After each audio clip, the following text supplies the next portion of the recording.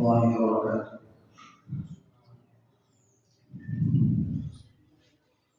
إن الحمد لله نحمده ونستعينه ونستغفره ونؤمن به ونتوكل عليه ونعوذ بالله من شرور أنفسنا ومن سيئات أعمالنا من يهد الله فلا مضل له ومن يضلل فلا هادي له وأشهد أن لا إله إلا الله وحده لا شريك له وأشهد أن سيدنا وسندنا وحبيبنا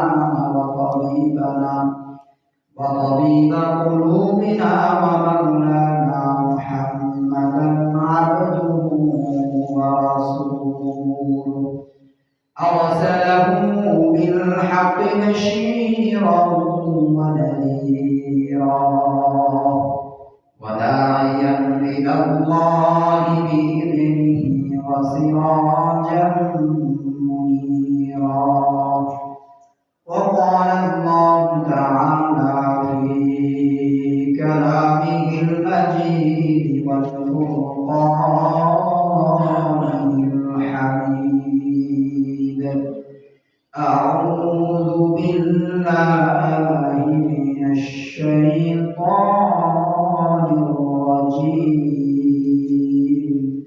بسم الله الرحمن الرحيم.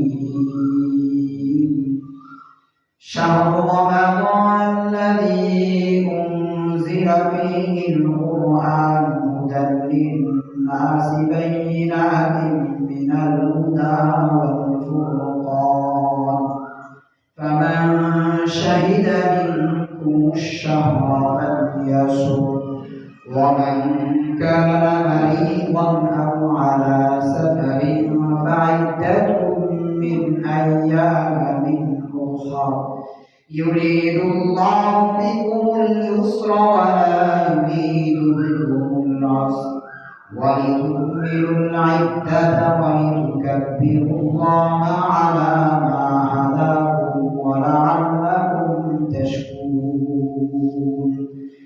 وقال رسول الله صلى الله عليه وسلم: الغيبة أشد من الزنا. وقال تعالى في شان حبيبه ومحبوبه ومعشوقه: يا أيها الذين آمنوا صلوا عليه وسلموا تسليما. اللهم صل على سيدنا وشفيعنا وحبيبنا ومولانا محمدا عبده ورسوله. الحمد لمن قدر خيرا وخبالا. الحمد لمن قدر خيرا وخبالا. والشكر لمن صبر حسنا وجمالا. والشكر لمن صبر حسنا وجمالا. بلغ المولى بكماله كشف الدجى بجماله حسنت جميع خصاله. صلوا عليه وآله. صدق الله العظيم وصدق رسوله النبي الكريم ونحن على ذلك من الشاهدين والشاكرين والحمد لله رب العالمين.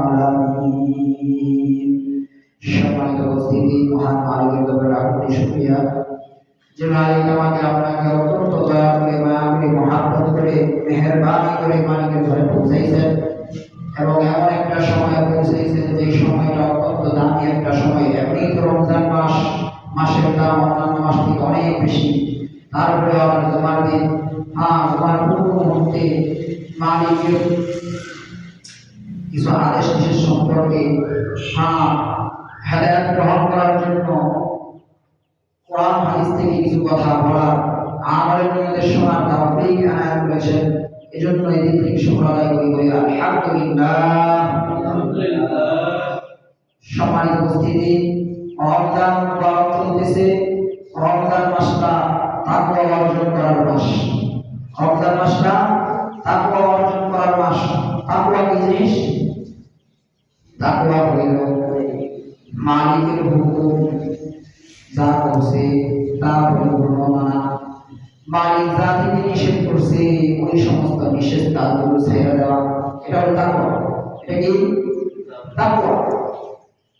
মালিক যা হুকুম করছে এটা পরিপূর্ণ মানা, আর মালিক যা নিষেধ করছে তা পরিপূর্ণভাবে ছেড়ে দেওয়া, এটা হলো তাকওয়া। রমজান মুবারক তাকওয়া অর্জন করার মাস। আল্লাহ তাআলা পূর্ণ রমজানকে তিনটা ভাগে বিভক্ত করছেন। প্রথম 10 দিন রহমত, দ্বিতীয় 10 দিন মাগফিরাত, তৃতীয় 10 দিন নাজাত। রহমত কার জন্য? যে ব্যক্তি প্রথম দশকে সমস্ত গুনাহ থেকে ছাড়ছে, গুনাহগুলো ছেড়ে দিয়েছে, তওবার মাধ্যমে গুনাহ থেকে পরিত্রাণ হইয়া মালিকের দরবারে চলে গেছে, মালিকের দিকে প্রত্যাবর্তিত হয়েছে, তো তার জন্য প্রথম দশকে তার জন্য রহমত বসে দিয়েছে। প্রথম দশকে গুনাহ ছাড়তে পারে নাই কোন ব্যক্তি যদি দ্বিতীয় দশকে আইসাও মালিকের ভয় দিনের মধ্যে ঢুকায়া, মালিককে ভয় কইরা দ্বিতীয় দশকে আইসাও সমস্ত গুনাহ থেকে তওবা কইরা মালিকের দিকে প্রত্যাবর্তিত হয়েছে, আল্লাহ তাআলা তার গুনাহ মাফ কইরা তৃতীয় দশকে তাকে মাগফিরাত দান করছে।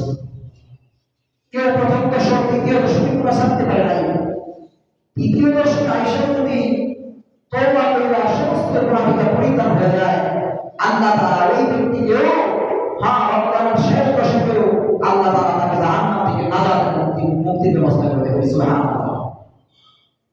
এজন্য রমজানটা গুনাহ মাফের মাস। রমজান হলো মাস গুনাহ মাফের মাস। রমজান হলো দোয়া কবুলের মাস, তওবা কবুলের মাস, গুনাহ মাফের মাস। প্রথম দশকে যে গুনাহ ছেড়ে দিয়েছে, প্রথম দশকে যে মালিকের হুকুমগুলো পরিপূর্ণ মানা শুরু করে দিয়েছে, তো তার উপর আল্লাহ তাআলা রহমত বর্ষণ করতেছে।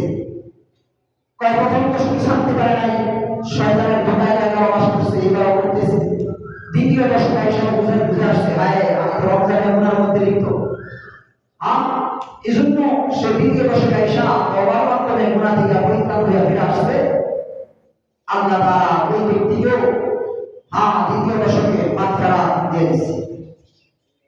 ওই দ্বিতীয় দশকে আইসা কোন ব্যক্তি প্রথম দশকে দ্বিতীয় দশকে গুনাহ ছাড়তে পারে নাই, তৃতীয় দশকে আইসা তওবার মাধ্যমে সে গুনাহ ছেড়ে দিয়েছে, তো আল্লাহ তাআলা তাকে জাহান্নাম থেকে মুক্তির ব্যবস্থা করেছে। এজন্য রমজান কার জন্য রহমত, রমজান কার জন্য মাগফিরাত, রমজান কার জন্য নাজাত? রমজান তার জন্যই রহমত যে গুনাহ ছাড়ছে, রমজান তার জন্যই মাগফিরাত যে গুনাহ ছাড়ছে, রমজান তার জন্যই নাজাত যে ব্যক্তি গুনাহ ছেড়ে দিয়েছে। মানুষ এই সমস্ত গুনাহ করে, মানুষ এই সমস্ত গুনাহ করে, এই গুনার মধ্যে সবচেয়ে নিকৃষ্টতম গুনাহ, সবচেয়ে ক্ষতিকারক গুনাহ হলো গীবত করা। এজন্য আল্লাহ রাসূল বলেন, আল গীবাতু আশাদ্দু মিনাজ জিনা, আল গীবাতু আশাদ্দু মিনাজ জিনা। গীবত এটা এমন এক গুনাহ যে জিনার চেয়ে মারাত্মক। নাউযুবিল্লাহ। জিনার চাইতে মারাত্মক গুনাহ হলো গীবতের গুনাহ। অথচ বর্তমান সমাজের মানুষগুলাই গীবতকে এমন ভাবে করতেছে, মনে হয় গীবত করে গীবাত। কি মনে করে? গীবাত। ঘি আর ভাত যেরকম মজা করে খায়, মানুষ গীবতের গুনাহ এরকম করতেছে। আরবি তো বলা হয় গীবত, আরবি তো বলা হয় গীবত, বাংলায় বলা হয় অন্যের দোষ চর্চা করা। কি বলা? অন্যের দোষ চর্চা করা। গীবত কেন মারাত্মক গুনাহ? কয় দুনিয়ার মধ্যে যত গুনাহ আছে অন্যান্য গুনাহ করলে শুধু আমল নামায় গুনাহ লেখা হয়, কিন্তু নেকি গঠন করা হয় না। গীবত এমন একটা গুনাহ, যে ব্যক্তি গীবতের গুনাহ করে, অন্যের দুশ্চর্চা করে, তার আমল নামায় গুনাহ তো লেখাই হয়, এরপরে তার আমল নামা থেকে নেকি গুনাহ এটা যে ব্যক্তির গুনাহ করতেছে, যার দুশ্চর্চা করতেছে, তার আমল নামায় দিয়ে দেওয়া হয়। এজন্য এটা একটা কুস্বভাব গীবত করা, এটা একটা খারাপ স্বভাব গীবত করা। এজন্য এই রমজান আমাদের প্রভাবে আমরা যেন গীবত থেকে পরিপূর্ণ বাইসা ফেলে আসতে পারি। রমজানে এর একটা পথ যেন আমরা গীবত রমজানে করব না। গীবত রমজানকে পবিত্র করা, গীবতকে এমন ভাবে তওবার দ্বারা ছেড়ে দেওয়া, এমন ভাবে তওবার দ্বারা ছেড়ে দেওয়া যেন আল্লাহ তাআলা পিছনের গুনাহগুলো মাফ করে দেয়। বলে আমিন। সম্মানিত উপস্থিতি, গীবত কেন মারাত্মক গুনাহ? সুফিয়ান সাওরী রাহমাতুল্লাহি আলাইহি ওনার জিন্দেগির আপনি পাওয়া যায়, ওনার খাদেমকে একবার সুফিয়ান সাওরী রাহমাতুল্লাহি আলাইহি বলতেছে, খাদেম এই কিছু টাকা পয়সা অনেক ব্যক্তিকে দিয়ে আসো, এটা তার জন্য উপহার। খাদেম বলতেছে, হুজুর যেই ব্যক্তিকে আপনি এই উপহার দেওয়ার জন্য আমাকে বলছেন, ওই ব্যক্তিটা আপনার সবচেয়ে বেশি উৎসাহ দেয়, আপনার সবচেয়ে বেশি বিরোধ দেয়, আপনার সবচেয়ে বেশি খারাপই মানুষের কাছে প্রকাশ করে। এই ব্যক্তি তো আপনার বন্ধু না, বরঞ্চ আপনার শত্রু, বরঞ্চ আপনার শত্রু। অথচ আপনার শত্রুকে আপনি হাতিয়ে দিতেছেন, আপনার শত্রুকে আপনি টাকা পয়সা উপহার দিতেছেন। সুফিয়ান সাওরী রাহমাতুল্লাহি আলাইহি খাদেমকে বলে, খাদেম আচ্ছা বলো দেখি, যে ব্যক্তি তোমার উপকার করে সে কি তোমার শত্রু হইতে পারে? কয় না হুজুর। কয় সে তো গীবতের দ্বারা আমার উপকার করতেছে। কেমন উপকার করতেছে? সে আমার যতই গীবত করতেছে, আমার উৎসাহ পাইতেছে মানুষের কাছে, তার আমল নামা থেকে নেকি গুলো এটা আল্লাহ তাআলা আমার আমল নামায় দিয়ে দিয়েছে। সুতরাং এমন উপকার তো আমার জন্মদাতা পিতা মাতাও করে না, এমন উপকার আমার জন্মদাতা পিতা মাতাও করে না। কষ্ট করে আমল কইরা জন্মদাতা পিতা মাতাও সন্তানের আমল নামায় নেকি পাঠায়, অথচ এই ব্যক্তি তো আমার বিপদ কইরা আমার তার কষ্ট করা আমল, তার কষ্ট করা নেকি গুলাই আমাকে দিতেছে। সুতরাং সে তো আমার বড় বন্ধু, তাকে এই উপকরণ দিয়ে বলবা, হুজুরের যেই পরিমাণ উপকার আপনি পৌঁছাইতেছেন, ওই পরিমাণ হাদিয়া আপনাকে হুজুর আপনাকে দিতে পারে নাই, এজন্য আপনার কাছে ক্ষমা প্রার্থী। এবার আসুন গীবত কি জিনিস, কথাগুলো ভালো করে বুঝেন। গীবত হলো অন্যের দোষ চর্চা করা, অন্যের দোষ চর্চা করা। যেই দোষটা তার মধ্যে আছে ওই দোষটাই অপরের কাছে বলা, এটার নাম কি? গীবত। দোষটা আছে, আর যদি দোষ না থাকে, দোষ নাই, বানায়া বলছে, তাহলে এটা গীবত, তাকে বলা হয় তুহমত। কি তুহমত? যেটা গীবতের দিকে মারাত্মক গুনাহ। গীবত করা হয় তার দোষটা আছে, কিন্তু তার অগোচরে অন্য কারো কাছে বলা গীবত। কিন্তু এই গীবতের মাসআলা অনেকে জানেই না, কোনটা হালাল গীবত, কোনটা হারাম গীবত। কিছু গীবত আছে হালাল, আর কিছু গীবত আছে হারাম। গীবত সাধারণত 4 প্রকার। কয় প্রকার? 4 প্রকার। এর মধ্যে 3 প্রকারই হালাল, 1 প্রকার হারাম। মানুষ ওই হালাল গীবত করে না, হারামটার মধ্যে লিপ্ত বেশি। কেমন 4 প্রকার গীবত? দেখেন, যারা গীবত করে, গীবতের 3টা পক্ষ হয়। কয়টা পক্ষ? 3টা পক্ষ। যে গীবত করে, যার গীবত করে, যার কাছে করে। বুঝছেন? যে গীবত করে, যার কাছে করে, আর যার সম্পর্কে করে, এই 3 পক্ষ হয়।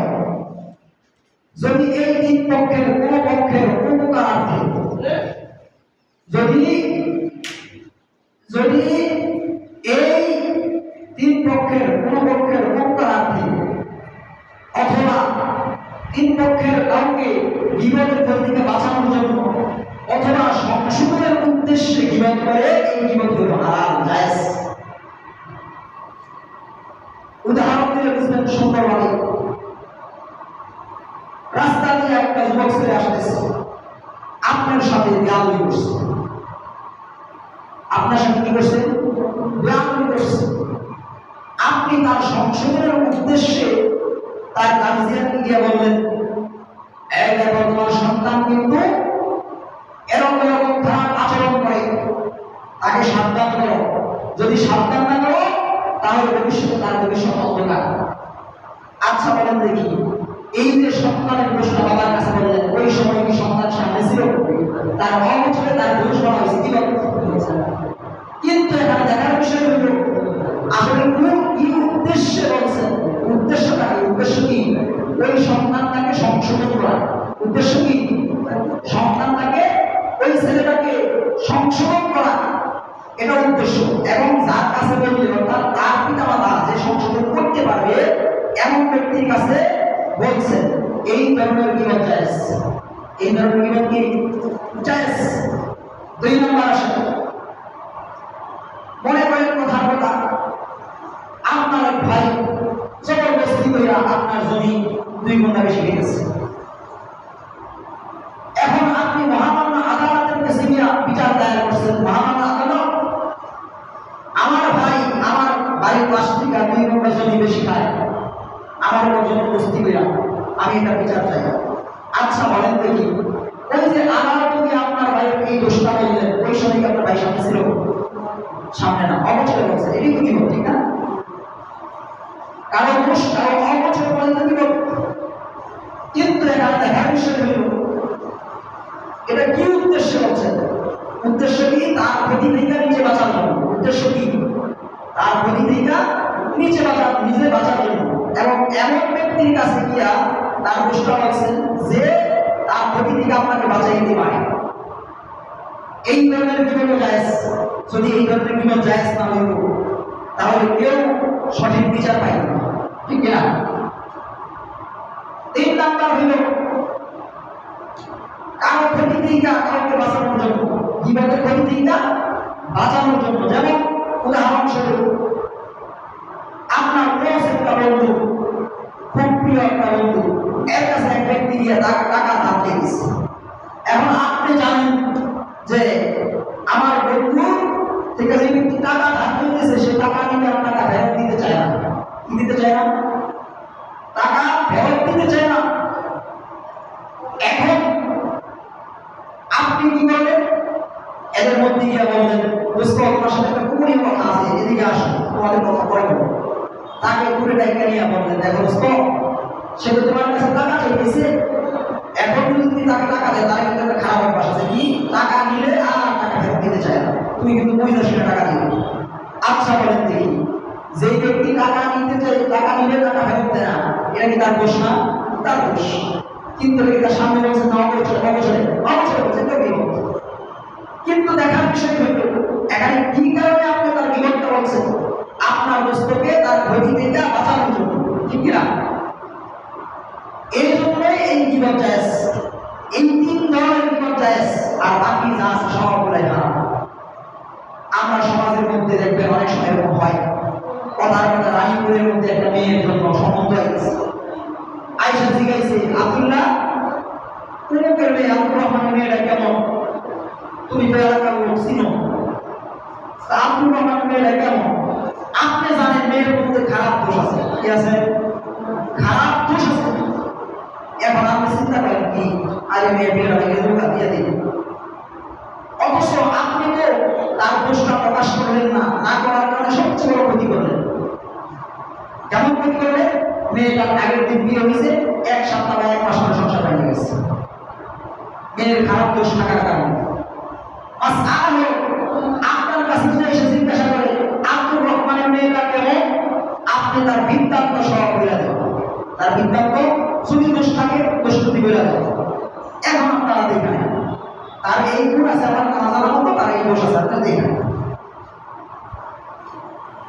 কেমন একটা ব্যাস। কারণ হইল এই যে মেয়েটার দোষ আছে, যেই ছেলেটা তাকে গ্রহণ করবে, যদি আপনি দোষটা গোপন রাখেন তাহলে ওই ছেলের কাছে যখন দোষটা প্রকাশ পাইবে সংসার টিকবে না। এটা ওই ছেলের জন্য ক্ষতি, ওই ছেলের জন্য কি ভাই ক্ষতি। ওই ছেলেকে এই মেয়ের দোষ থেকে বাঁচানোর জন্য এখানে তার জীবনটা বলা যায়। অবশ্য এই সামান্যতম মাছ আর আমাদের জানা নাই, এই সামান্যতম মাছ আর জানা নাই। আমরা এমন জায়গায় গিয়ে জীবন করি বুঝেন নাই, না কাউকে কারো ক্ষতি থেকে বাঁচানোর জন্য করি, না তার সংশোধনের জন্য বাঁচানো করি, না তাকে তার ক্ষতি থেকে নিজে বাঁচার জন্য। হ্যাঁ, বরঞ্চ দোকানে বৈশা ওই শাস্ত্রের সাবিত্রতার সাথে বৈশা বৈশা অমুকের দোষ গাই, অমুকের দোষ গাইতে থাকি কেন গাই ওই তার একটু আর কি হ্যাঁ কোনো করে দেওয়া। অথচ এই ধরনের জীবন সম্পূর্ণ হারাম গুনাহের কবিরা। এই যে 4 নাম্বারটা এটাই সবাই করে বুঝলেন না। এজন্য সম্মানিত উপস্থিতি, রমজান মুবারকে রোজা রাখা যে ব্যক্তি এই ধরনের জীবন করলো তার রোজাটা বেকার হয়ে গেল। কি হয়ে গেল? বেকার। ফেরেশতা লিখবে আব্দুর রহমানের আমল নামায় কোনো নেকি নাই, সকাল থেকে সন্ধ্যা পর্যন্ত উপবাস। কারণ কি ভাই জীবন করছে, কি করছে? জীবন করছে। জীবন করার কারণে যার জীবন করছে আব্দুর রহমানের আমল থেকে নেকি নাই, কাইটা যার জীবন করছে তার আমল নামায় চলে গেছে। এজন্য বিনয়টা সবচেয়ে মারাত্মক একটা গুনাহ। আল্লাহ রাসূল বলেন আল গীবাতু আশাদ্দু মিনাজ জিনা, গীবত জিনার থেকে মারাত্মক গুনাহ। এজন্য সম্মানিত উপস্থিতি, গীবত থেকে বাঁচতে চেষ্টা করব ইনশাআল্লাহ। আল্লাহ তাআলা আমাদের সকলকে গীবত থেকে বাঁচার মতো তৌফিক দেন, আমিন। এবার আসুন, এই গীবত থেকে মারাত্মক আরেকটা গুনাহ হলো, গীবত থেকে মারাত্মক আরেকটা গুনাহ হলো হাসাদ। আরবিতে বলা হয় হাসাদ, বাংলায় বলা হয় হিংসা। কি? আরবিতে বলা হয় হাসাদ, বাংলায় বলা হয় হিংসা। এই গীবত থেকে হিংসাটা মারাত্মক গুনাহ। কেন মারাত্মক গুনাহ? আচ্ছা, আগে বুঝি আমরা হিংসা কাকে বলে, হাসাদ কাকে বলে এটা বোঝার দরকার। তখন বুঝে আসবে কেন গীবত থেকে হাসাদটা মারাত্মক। হাসাদ হইল ওই ধরনের গুনাহ, হিংসাটা হলো ওই ধরনের গুনাহ। কারো উপকার দেখলে তোমার কাজ হবে, কি দেখলে? কারো ভালো দেখলে তোমার কাজ হবে, কারো সম্পদ আদি আছে, সন্তান আদি আছে, এটা দেখলে যদি তোমার কাজ হবে তাহলে বোঝা যাবে তোমার মধ্যে কি আছে? হিংসা আছে। আচ্ছা বলেন দেখি, এই ব্যক্তিকে সম্পদ আদি কে দিছে? কথা বল, কে দিছে? আল্লাহ। এই ব্যক্তিকে সন্তান কে দিছে? আল্লাহ। এই ব্যক্তির সুখ সমৃদ্ধি কে দিছে? আল্লাহ দিছে। আল্লাহ যদি বান্দার কল্যাণ চায় তাকে কিন্তু সন্তান করে, ঠিক কিনা? হ্যাঁ, আল্লাহ বান্দার কল্যাণ চাইছে, তার ভালো বুঝছে না, তাকে এটা দিলে সেই সম্পদের হক আদায় করবে, সন্তান দিলে সন্তানের হক আদায় করবে। হ্যাঁ, আল্লাহ ভালো বুঝছে তাকে সন্তান করছে। এখন আপনি হিংসা করতেছেন, আয় খুব শান্তিতে চলতেছে, আল্লাহ কষ্ট করে দেয় এরকম হিংসা করতেছে। তার মানে আপনি বুঝাইতেছেন আল্লাহ তাআলা তাকে সম্পদ দিয়া, আল্লাহ তাআলা তাকে সম্পদ দিয়ে আল্লাহ দোষ করছে। বুঝলেন নাই? আপনি হিংসা করার মাধ্যমে বুঝাইতেছেন আল্লাহ তাআলা তাকে সন্তান দিয়ে আল্লাহ দোষ করছে, আল্লাহ তাআলা তাকে টাকা পয়সা দিয়ে আল্লাহ দোষ করছে। এটা আপনি বুঝাইতেছেন, আপনি হিংসা করার মাধ্যমে। কেউ যদি গীবত করে সে বান্দার দুশ্চর্চা করে, আর কেউ যদি হাসাদ হিংসা করে সে আল্লাহর দুশ্চর্চা করে। এখন বলেন বান্দার দুশ্চর্চা করা সবচেয়ে বড় গুনাহ না আল্লাহর দুশ্চর্চা করা সবচেয়ে বড় গুনাহ? কারণ আল্লাহর দুশ্চর্চা করা সবচেয়ে বড় গুনাহ। আপনি হিংসা করার মাধ্যমে আল্লাহর দুশ্চর্চা করতেছেন, এটা সবচেয়ে বড় মারাত্মক গুনাহ। এজন্য সম্মানিত উপস্থিতি, এই যে বললাম হিংসা করা, গীবত করা মারাত্মক মারাত্মক গুনাহ বর্তমান সমাজে প্রায় লোকের দিলের মধ্যে হাত।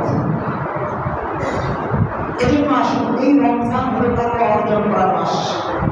রমজান মাসটা কি মাস? তাকওয়া অর্জন করার মাস, গুনাহ ছাড়ার মাস, তওবা করার মাস। আসুন এই রমজানকে উপলক্ষে করে আমরা এই সমস্ত ধারা গুনাহের থেকে, এই সমস্ত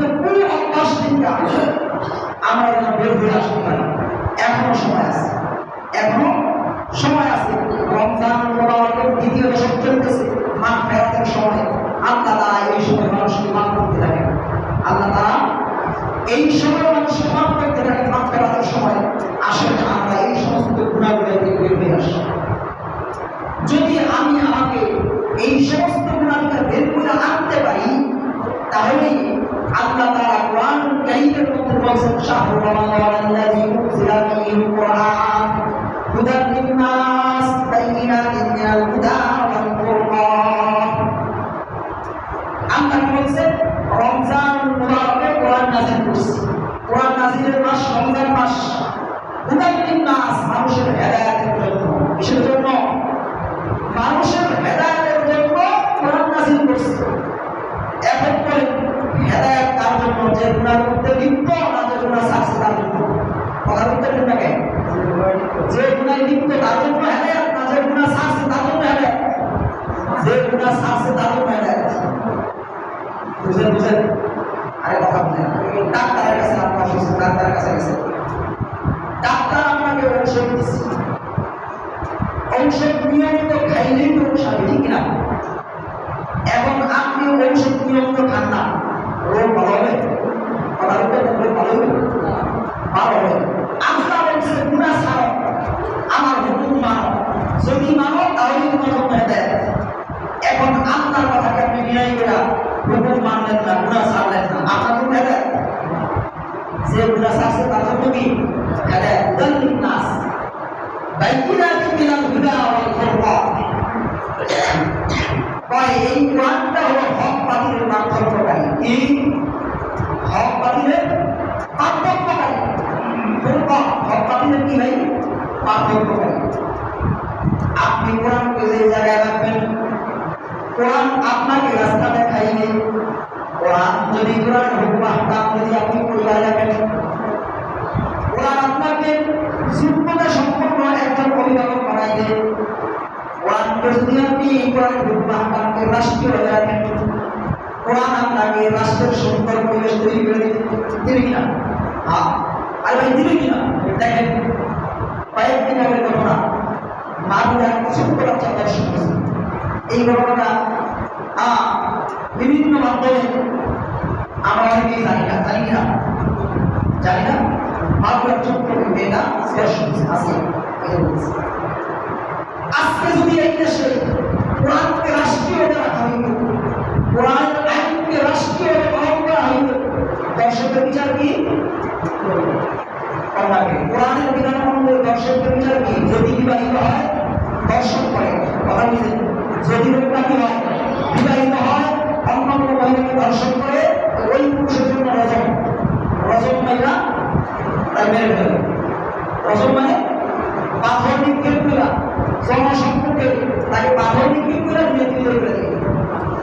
এই কোরআনের আইন যদি বাংলাদেশের রাষ্ট্রীয় ক্ষমতায় থাকতো, রাষ্ট্রের মূল কাঠামোর মধ্যে যদি কোরআনকে রাখা হইতো, এই আইন যদি থাকতো, আর একটা দশকের বিচার, দর্শনের বিচার যদি জনসম্মুখে হইত, আমার মনে হয় মানুষের এই যে কুস্বভাবগুলো আছে তাদের ভিতরে, এদের দিনের মধ্যে কম্পন সৃষ্টি করে, ঠিক না? আজকে রাষ্ট্রীয় জায়গায় কোরআন না থাকার কারণে দেখেন ভয় প্রদর্শিত হয়েছে, জেলে গেছে, কয়েকদিন পরে জামিনে পাইবে, তার তাই করেছে, ঠিক না? এজন্য কোরআন হলো হক বাতিলের পার্থক্যকারী। কোরআনকে যদি আপনি সমাজের মধ্যে বিলীন করে, দেখবেন সমাজের পরিবেশ সুন্দর হয়ে গেছে। কোরআনকে যদি আপনি রাষ্ট্রীয় জায়গায় বিলীন করে, রাষ্ট্র সুন্দর হয়ে গেছে। কোরআন যদি কোনো ব্যক্তির সাথে বিলীন হয়, ব্যক্তিও সুন্দর হয়ে যায়। এজন্য আসুন, রমজান মুবারক কোরআন নাযিল হয়েছে, রমজান মুবারক কোরআন নাযিল হয়েছে। রমজান মুবারকটা দামি একটা মাস, কোরআন নাযিলের মাস। এই কোরআন নাযিলের মাসে আমরা সকলে কোরআন করি।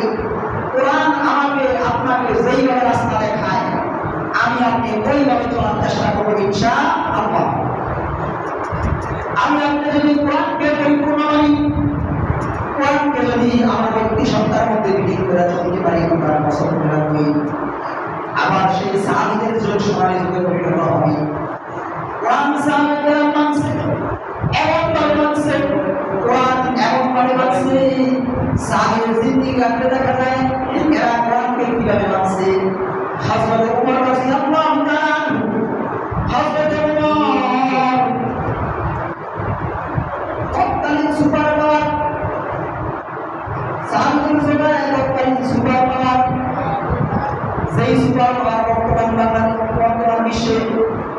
বর্তমান বিশ্বের সবচেয়ে সুপার পাওয়ার কে?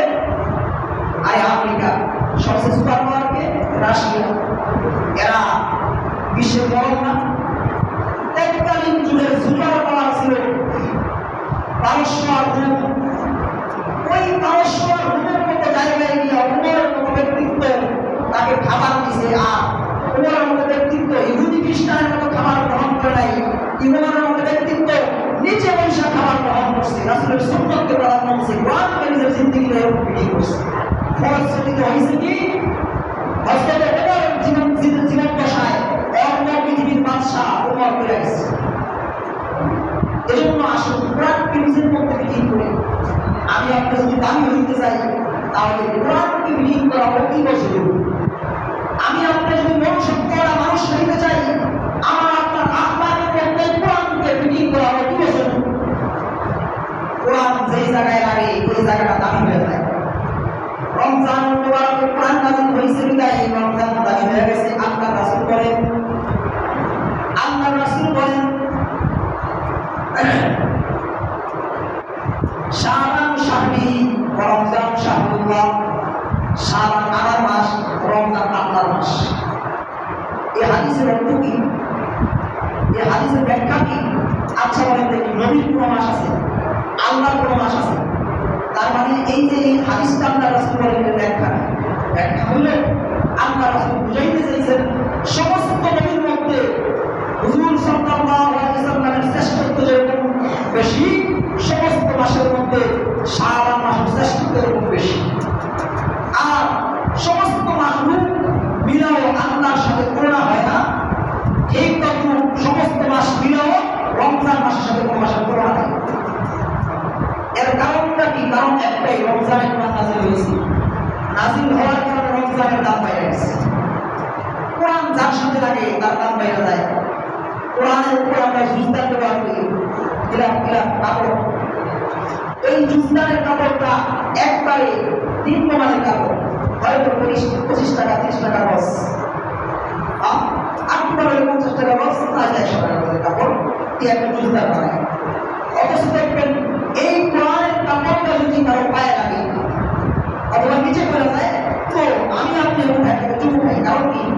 আচ্ছা এই কাপড়টা কিন্তু দামি, কাপড়টা দামি। আপনার গায়ে যে শার্টটা আছে অথবা পাঞ্জাবিটা আছে 200 টাকা তার সে দামি না, তার সে আরো অনেক কম দাম, কিন্তু তাকে চুমা খাওয়ার কারণ কি? ওই যে কোরআনের সাথে সম্পর্ক হওয়ার কারণে তার দাম বেড়ে গেছে। কোরআনের সাথে যে কাঠের সম্পর্ক হয়, রেহাল কাঠ দিয়ে একটা রেহাল বানাইছে।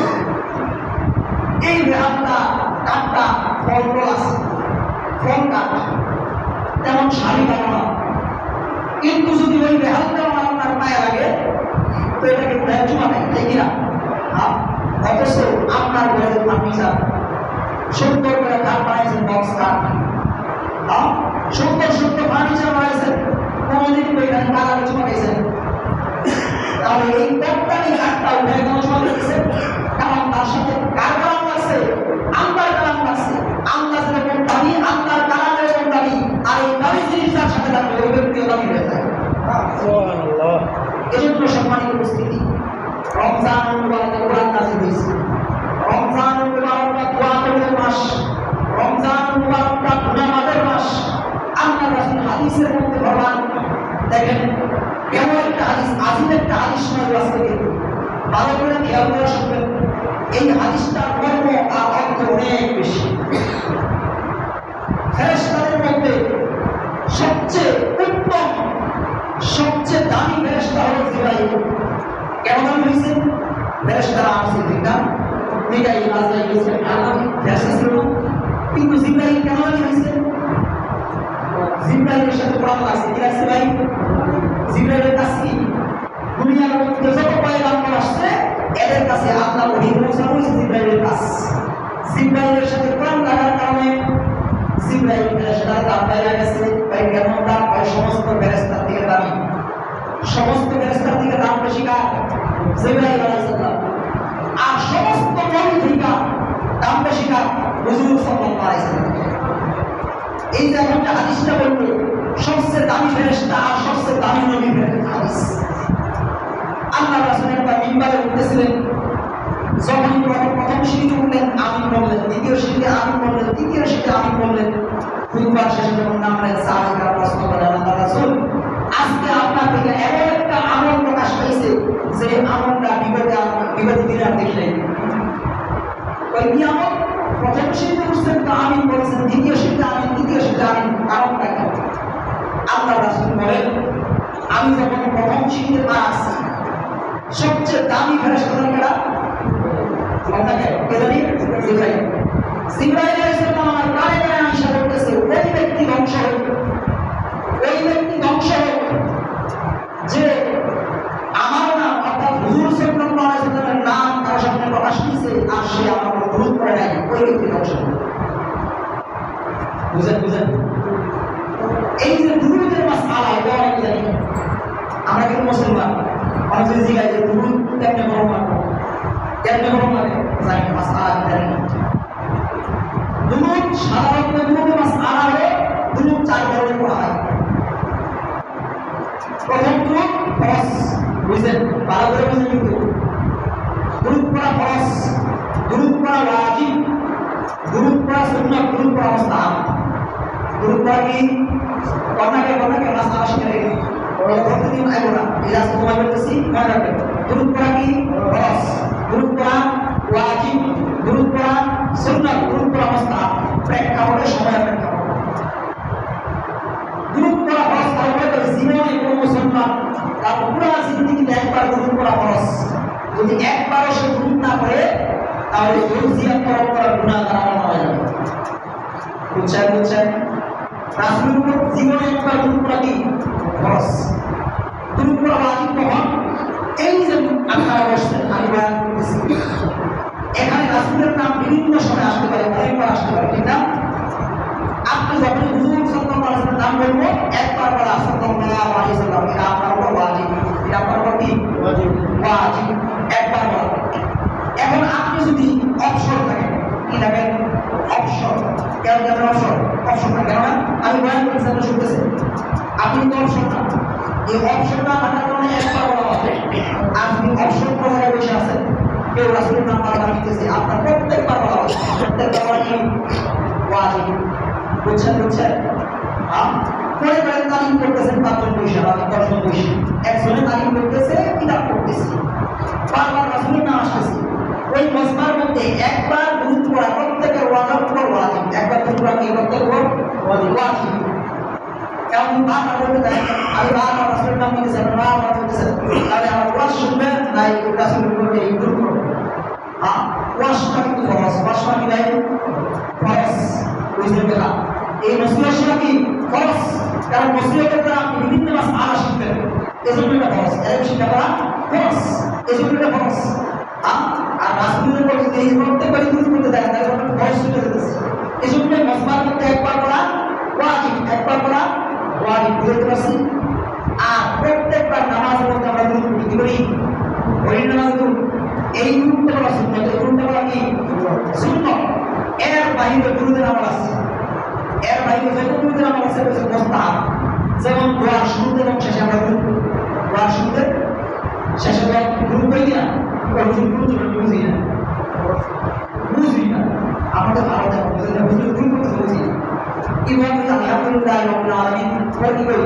ওয়াসসালাতু ওয়াসসালামু আলা এই যে ওয়াসসালাত এগুলো দুরূদ, এটাই কি আসলে দুরূদ। এই যে দোয়ার মধ্যে দুরূদ করতেছি, হাদিসের মধ্যে আসছে যেই দোয়া শুরু এবং শেষ শুরু করা হয় ওই দোয়া কবুল, ওই দোয়া কি কবুল।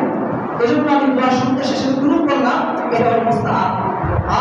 এরকম আপনি বিভিন্ন সময়ে কেউ তাসবিহ আদায় করে রাসূলের উপর দুরূদ দৈনিক 100 বার করে, এটা মুস্তাহাব আপনি করতে পারেন। তবে ফতোয়া কিতাবের মধ্যে আসছে দুরূদের আমল সম্পূর্ণভাবে শুরু হয় না।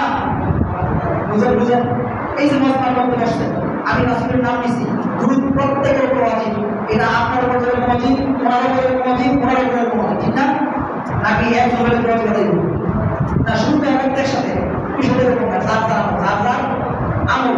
নামাজের মধ্যে দুরূদ আমরা কি সবাই করি না? একজনের করে শুরু করি, কথা বলেন, একজনের করে সবাই করে। তার মানে এটা ইনফিরাদি, যার আমল। তার মানে এটা কি যার আমল, ব্যক্তি মিল্লা শুরু করে দুরূদ পড়া, এটা এটা বেদাত, এটা কি ভাই? বেদাত কিতাব বেদাত। বুঝেন? হ্যাঁ, এই যে দুটো মাসলা বুঝতে পারছি। দুটো কয় ধরনের? 4 ধরনের। প্রথম, সারা জিন্দেগিতে একবার পড়া ফরজ। কোন মজমার মধ্যে রাসূলের নাম শুনলে ওটা পড়া ওয়াজিব। নামাজের মধ্যে যেটা করি আমরা এটা সুন্নাত। আর এর বাইরে যত গুণের আমল আছে, হ্যাঁ, এটা হলো কি? মুস্তাহাব। বুঝাইছে? আল্লাহ রাসূল কি হাদিস দিয়েছেন? হাদিসে বলা আছে। আর রাসূল কোন শরীরে যারা আছে প্রথম শরীরে। রাসূল হচ্ছে দেখেন সমস্ত নবীদের নবী। দুনিয়ার মধ্যে যত মানুষ আছে সমস্ত মানুষ থেকে শ্রেষ্ঠ মানুষ হুজুর সাল্লাল্লাহু আলাইহি ওয়াসাল্লাম, ঠিক না? আর সবচেয়ে উৎকৃষ্ট মানের জিবরাইল ফেরেশতা সে বদদোয়া করতেছে, আর সবচেয়ে উৎকৃষ্ট মানের মানুষ আমিন বলতেছে। এই বদদোয়াটা কবুল না হতে পারে। আমরা বুঝেছি? আর সবচেয়ে উৎকৃষ্ট মানের ফেরেশতাকে জিবরাইল সে কিন্তু বদদোয়া করতেছে যে আপনার নাম শোনার পরে আপনার উপর দুরূদ পড়বে না, তার বংশ। আর এই ব্যাপারে সাহায্য মানে আমিন কে বলছে? সবচেয়ে উৎকৃষ্ট মানুষ। এই দোয়াটা, এই বদদোয়াটা আল্লাহর কাছে কবুল হতে পারে। এখন আমি আপনি যদি রাসূলের উপরে এই দুরূদ সালাম আলাদা এইভাবে দুরূদ আদায় না করি, তাহলে রাসূলের বদদোয়া আমার কবুল হবে না। 2 নাম্বার, আল্লাহ রাসূল দ্বিতীয়বার শিখতে পারা আছে বলে আমি বলছি। বলতেছে দ্বিতীয়বার যখন শিখতে আমি আসছি, তখন জিবরাইল আমার কানে কানে বলতেছিল ওই ব্যক্তি ধ্বংস হোক যার বৃদ্ধ পিতা মাতা ওইতে পাইছে বা একজনকে পাইছে, কিন্তু এদের ভেদকট কইরা জান্নাত কামাইতে পারছে না, ওই ব্যক্তি ধ্বংস হোক। আল্লাহ রাসূল কি বলছেন? আমিন। কি বলছেন? তার মানে এই কথা বলি। তার মানে এখন আমি আপনার চিন্তা করি আমার ঘরে বৃদ্ধ পিতা মাতা, আমার ঘরে বৃদ্ধ পিতা মাতা, অথচ আমি আপনি কথায় এদেরকে কষ্ট করি, এই কিনা? কথায় এরা কষ্ট করে গেছে। আল্লাহ রাসূল বলেন তোমার পিতা মাতা তোমার জন্য জান্নাত, আর তোমার পিতা মাতা তোমার জন্য জাহান্নাম। তুমি যদি পিতা মাতার খেদমত করো, পিতা মাতার দিনকে খুশি করতে পারো, তাহলে তোমার জন্য পিতা মাতার দোয়াটাই তোমার জান্নাতের জন্য যথেষ্ট। আর যদি তোমার দ্বারা পিতা মাতা কষ্ট পায়, এই পিতা মাতার দোয়াটাই তোমার জন্য জাহান্নাম। বুঝলেন? এজন্য সম্মানিত উপস্থিতি, যার পিতা মাতা বেঁচে আছে এটা একটা গনিমত মনে করা। কি মনে করা? গনিমত মনে করা। দেখেন হাদিসের মধ্যে কত কঠোরভাবে বলা হয়েছে। কোন পিতা মাতায় আপনাকে একটা হোটেল করছে, বাবা এই ঘরটা বাজারে নিয়ে বিক্রি করে আসে, আপনি বাজারে নিয়ে গেছেন, বিক্রিও করছেন। শুধু বাড়িতে এসা কি বলেন? ইস, আচ্ছা এই যে সতেরো টাকা, ইস, এটা কখন বলে? মনে আমার কথা বুঝেন? ইস কথাটা আমরা এই শব্দটা কখন বলে? কেউ ব্যথা পাই, ঠিক না?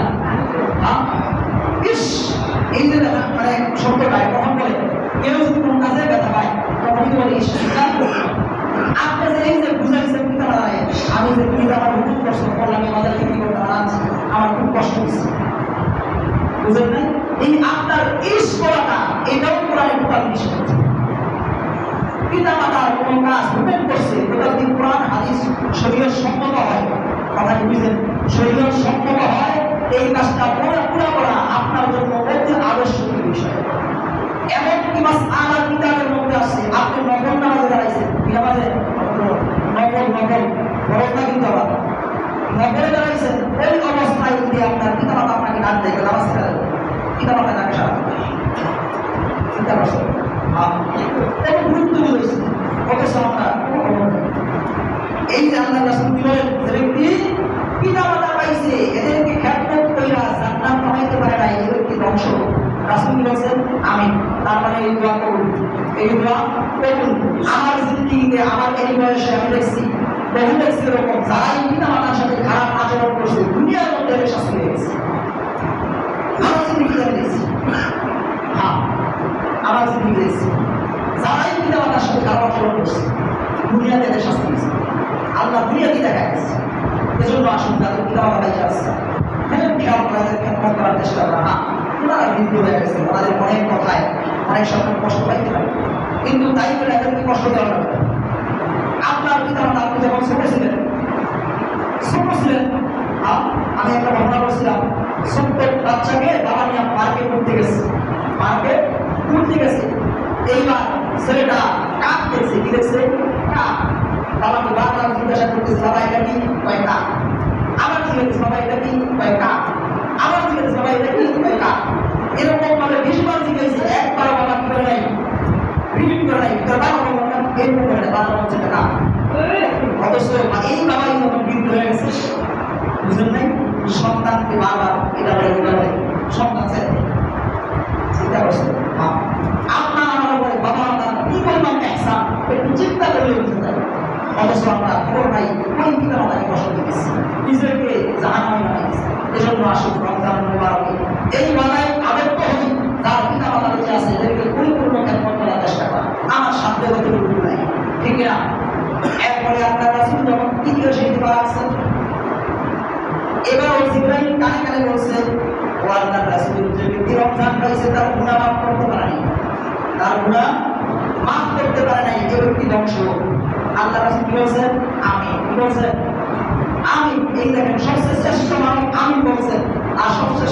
শ্রেষ্ঠ ফেরেশতা বন্ধ করছেন এই ব্যাপার কি কবুল এবং এই যে রমজান পাইছে রমজান মাস চলতেছে রমজান মাস চলতেছে এই মাসে যদি আমি আপনি গুনাহ মাফ পাইতে পারি আমার আপনার বংশ অনিবার্য আমার আপনার বংশ অনিবার্য এই জন্য আসুন সম্মানিত উপস্থিতি বিপদ শাখায় প্রবৃত্তা সন্তোষ জিন্দিগিতে বহু খাইছে বহু করছে এই রমজানকে পরম্পরা একবারে তওবা করেছিলেন ইনশাআল্লাহ মানা যাবে ইনশাআল্লাহ যে ব্যক্তি রমজানকে পরম্পরা মিথ্যা ছাড়ছে তার জন্যই রমজানের রহমত তার জন্যই রমজানের মাগফিরাত তার জন্যই রমজানের নাজাত বুঝলেন যে ব্যক্তি সারা জিন্দেগি বসে গেছে রমজানকে পড়া আর বসে যাবে ছেড়ে দিছে সব খাইছে ছেড়ে দিছে তার জন্যই রমজানের রহমত তার জন্যই রমজান মাগফিরাত তার জন্যই রমজানের নাজাত বুঝতে পারছেন আল্লাহ তাআলা আমাদের সকলকে রমজানের প্রত্যেকটা রোজা সঠিকভাবে আদায় করে